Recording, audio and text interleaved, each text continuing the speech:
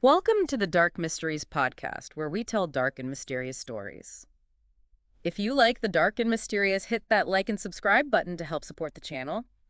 Today, we're taking a chilling journey into the memories of Samuel Little.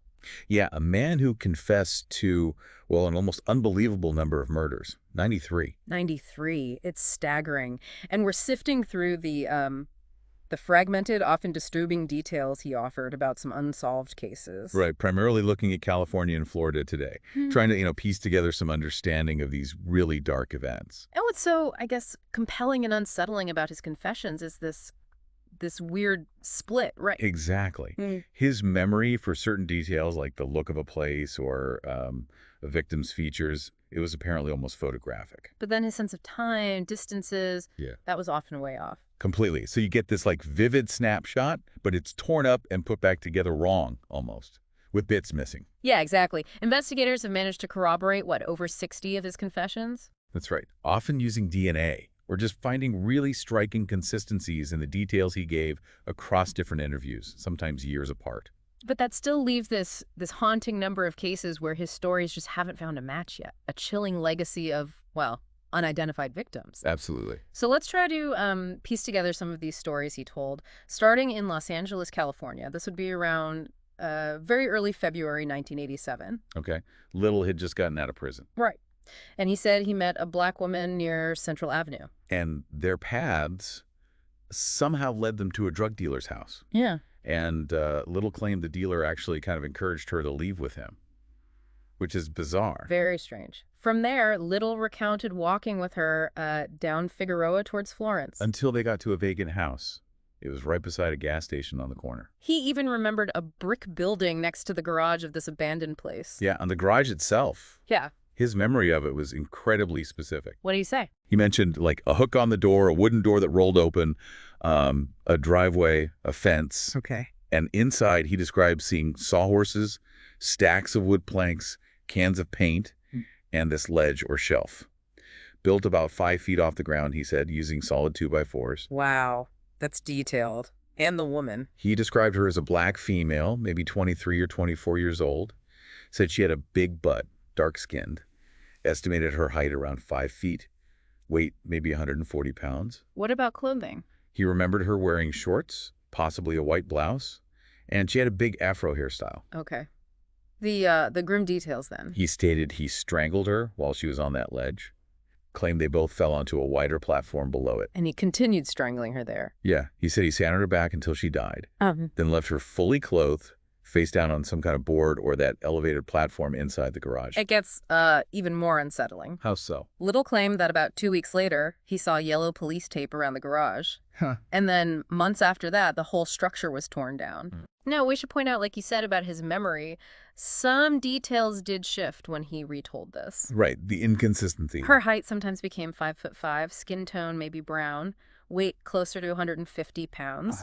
And he gave slightly different accounts of what she was doing right before, like playing with a necklace versus taking off her pants. Even where exactly in the garage it happened varied a bit. Yeah, and those inconsistencies, as we mentioned, they're kind of a hallmark of Little's stories.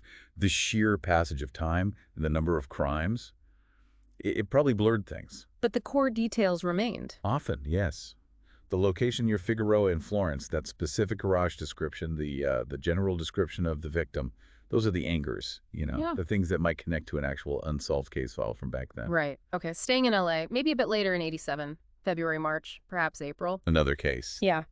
He recalled meeting another black woman, this time at a Tam's hamburger stand, 51st and Central Avenue. Okay, Tam's comes up a lot. It does. He was driving his black Thunderbird, he said, and remembered she lived in the motel right next to the Tams. In his description this time. Slender. Somewhere between 5'7" and 5'10", maybe 120 pounds. He described her skin as pretty yellow-skinned. And he also referred to her as a crackhead and said she was wearing a miniskirt-style sundress. Okay. So what happened next? He said they drove to a laundromat on Central Avenue, somewhere closer to downtown, maybe near Martin Luther King Boulevard. Right. Remembered parking near some bushes or vegetation in the lot, and it was there, in the backseat. He strangled her. Yeah. Said he strangled her until she passed out, and then chillingly strangled her again after she regained consciousness. God, and disposal. The details for this one are also pretty distinct. He said he drove all the way out Central Avenue past Imperial Highway, then maybe took a right turn, Okay. until he reached a store he described as like a 7-Eleven type place, one with a railing out front. A railing. That's specific. Very. He then dragged her to a vacant lot right next to the store. Said he left her hung up on the rail. Hung up on it. Yeah, fully dressed in her sundress and shoes, facing the store on the right side, maybe 20 feet away. Wow. He remembered the lot had trees and plants and it was next to a big open field. He thought maybe it was even outside LA County, possibly down towards Long Beach. And the time. Estimated he left her there around 2:0 or 3:00 in the morning. That detail, the railing. Yeah. That's really striking.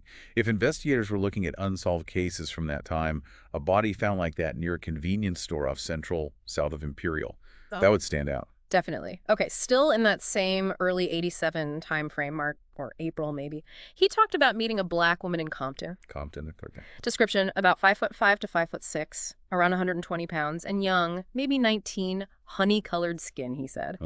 But he also described her as a crackhead gangbanger. Specifically mentioned she was a blood, probably had a red bandana, maybe tattoos. Right, and the crime. He claimed he took her to a parking lot in Compton and strangled her there. Noted she fought him vigorously. And the disposal? Different again? Yeah, this time he said he drove towards the hills, towards Hollywood, on a winding road with a fence alongside it, near the Hollywood Hills. Okay. He pulled over by this fence, lots of thick vegetation, and he remembered a big drop-off on the other side. Lift. He claimed he tried to throw her over what he thought was a 5-foot chain link fence. Said she got caught on it initially. Oh, man. But he eventually pushed her all the way over, and he distinctly remembered hearing her body roll at least halfway down the hillside. The fully clothed. Fully clothed, yeah. He thought he then drove west out of Compton. That image. Mm-hmm. The struggle near the fence in the hills, hearing the body roll down. Yeah. That's another really disturbing, vivid detail, another potential link for investigators in that specific area. For sure. Let's jump way ahead now, approximately 1996. Okay. Nearly a decade later. He remembered meeting another black woman, again at a Tam's hamburger stand. This one was at Figueroa and Imperial. Tam's again. What was he driving? A blue Cadillac this time. And this woman, she was with another black woman he described as masculine-looking and lesbian. Okay. And the victim's description? About 5'6", 120 pounds, maybe 23 to 25 years old. Golden-colored skin, he said. Referred to her as the girlfriend of the other woman. Any other details? He thought she might have been a blood wearing a black dress, noted her medium short pretty hair, and he recalled a possible name, Sheila. Sheila, okay. Little said he gave both women a ride, then made a date just with the victim for the next day, 4 p.m., behind the Tams, which she kept. And then? He recounted driving her near Vermont Avenue and 81st Street, near where he lived then, and then continuing to Vermont and Florence. And there. In the car, he claimed he strangled her, put her body in the trunk. And disposal this time. Involved driving to a large open field next to a convenience store. He thought this was past 103rd and Rosecrans. Whereabouts roughly? Possibly near Hawthorne, where Vermont Avenue starts to thin out. He had a vague memory of maybe passing a horse ranch around there. A horse ranch? Interesting. Said he dragged her into the weeds in the field, maybe left her on her back, tried to conceal her. Yeah. He believed she was found the very next day. Said there wasn't much cover, especially near what he called a busy 7-Eleven type store. Remembered backing his car off the road into the grass field. Okay, proximity to a busy store, maybe a horse ranch nearby. Again, details for investigators looking for unidentified remains matching that description, mid-90s. Let's shift focus now, eastward to Florida. Okay. Specifically Miami. And a very different kind of case he talked about from way back, maybe 1971 or 1972. Wow, early on. Yeah.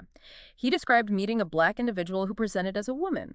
A drag queen, he said, known as Mary Ann. Mary Ann. Where did he meet her? At a bar called Pool Palace near 17th Avenue. And his description of Mary Ann? Remembered her as maybe 18 or 19 years old, 5'6" or 5'7", around 135, 140 pounds. Said she was good looking. Recalled Mary Ann drinking rum 51 and mentioning an ex-boyfriend named Wes. Wes. Okay, did they meet again? Yes, at a bar in Overtown. Little offered her a ride home back to the projects somewhere between Brownsville and Liberty City. Where Mary Ann lived? Yeah, with other drag queens, he said. One of the roommates, tall, long-hooked nose, asked them to stop and buy Magic Shave. Magic Shave. That's specific. It is. It becomes this odd little detail in the story. He said he drove Marianne north on Highway 27 in his gold four-door Pontiac, And then pulled into a driveway, choked her to death there, then kept driving further down Highway 27 into the Everglades, into the Everglades. Oh, wow. turned onto a dirt road that led towards a river or swamp, dragged the body about 200 yards into thick, muddy water. Do you think the body was found? He said he didn't believe it ever was. Tragic. He also recalled that Marianne knew another person, a male transvestite with a long neck from county jail. This person also lived in the apartment. The one who asked for the magic shave. That's what he implied, yeah. Said he'd seen them together at a bar on 2nd Avenue, too. This case, Marianne, it's especially poignant, isn't it? Someone from a marginalized community, often more vulnerable. Absolutely. And his belief that the body was never found just highlights how easily some people can just vanish, their cases going cold for decades. The details about the roommates, the magic shave, maybe that means something to someone who knew her. Could be. Okay, moving to Fort Myers, Florida now. Summer of around 84, though he also suggested maybe 90 or 91. Okay, Fort Myers. He recounted killing a black woman he thought might be the daughter of someone he and his companion Jean used to sell clothes to, in a black neighborhood behind or on Nelson Street. So, a possible prior connection, however tenuous. Description. 26 to 28 years old, 5'6" to 5'7", maybe 130 to 160 pounds. Dark brown skin, nice physique, he recalled. Where did you see her? Outside a liquor store on Nelson Street, said she was wearing shorts, looked clean and nice, but also seemed mad about her husband or somebody. Okay, what happened? He said he drove her to a wooded area, described it as an island in the road near railroad tracks and a small patch of cleared grass, not far from the city. Near Highway 75, he thought. Yeah, possibly near Highway 75.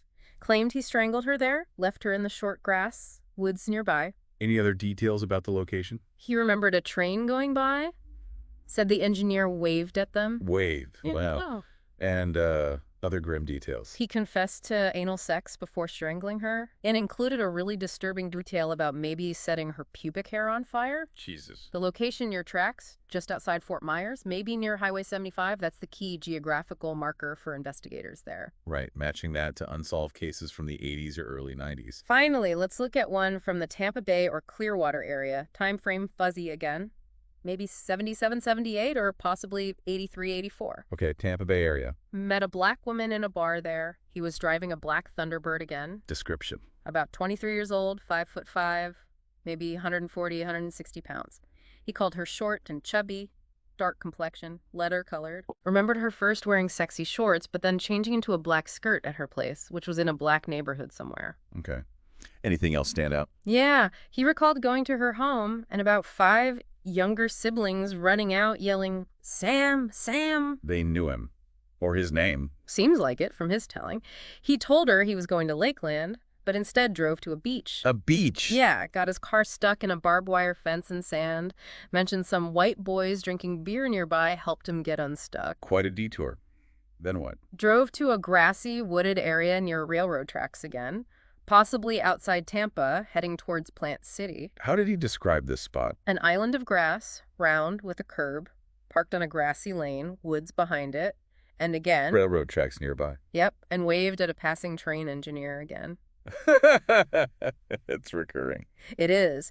He claimed he strangled her there, dumped her body right there on the spot by a railroad track outside of Tampa heading toward Plant City. Left her on the grass out in the open. Wearing the skirt. The tight mini skirt and a blouse, yeah. He'd admitted keeping her underwear as a trophy. How did he leave her? Recalled dragging her by her arms, thought he left her on her back, arms maybe over her head. The railroad tracks again in Florida. Yeah. There's definitely a pattern in his accounts there. For sure. And the sequence. Beach, getting stuck, getting help, driving towards Plant City, grassy area near tracks, maybe still within Tampa limits. It's a series of potential clues. Absolutely. Trying to link that sequence and description to an unidentified victim. The sheer volume of details Samuel Little recalled even decades later, despite all the fuzziness on time and distance. It just paints this incredibly disturbing picture.